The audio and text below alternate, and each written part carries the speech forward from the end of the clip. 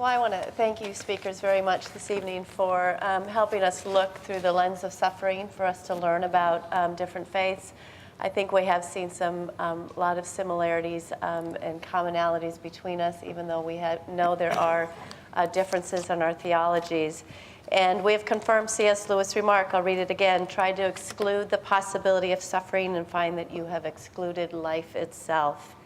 The amazing thing for me about suffering is that absolutely it activates in each one of us compassion. And when we have gone through suffering, that is where we end.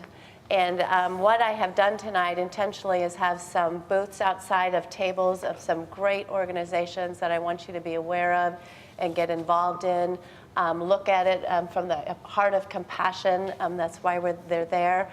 RJ and Robert have books that they are selling out there. Would love you to stop and spend some time with them as well.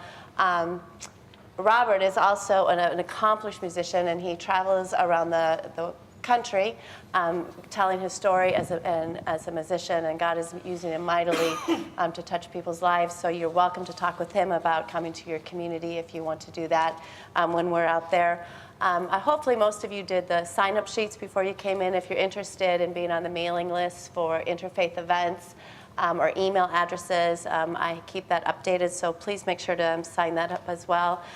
We have DVDs that will be made of the event. There's a couple from the last event that are left, and those are $10 a piece, so if you'd like one, you can sign up out there for that as well. I'm also on Twitter and blog, so he uses text. And what else do you do, email? Or do you do Twitter? No, I do email. email and text. All right. So you can follow me on Twitter and blog. And I only talk about interfaith things that I'm doing and things that are going on. I'd also encourage you to visit the Haven, which is kind of around the corner back off to the left, and that's a spiritual center that we have at Canterbury School. It's a real impressive piece of artwork in there that represents our school community. There's also a map in there of sponsored children, which is a passion of mine, and that's why the compassion table is out here. And finally, there are a couple events that I want to make you aware of that hopefully you'll mark your calendar. The next Interfaith event is April 18th, and starting Monday, I'm already working on that topic. I have some ideas, and hopefully they'll come together. I'm really excited about the topic, so I want to have you mark that date down. And then Michael Spath is organizing an interfaith event that I would like to encourage you all to attend. You know, it's really these sort of events and our support of them that defines us as a community, that says we are committed to being a community of peace. Even though we will have different theologies, we are committed to being a community of peace. And so it's December 4th at 6 p.m. at the First Presbyterian Church, and it's the 63rd anniversary of the United Nations Universal Declaration of Human Rights.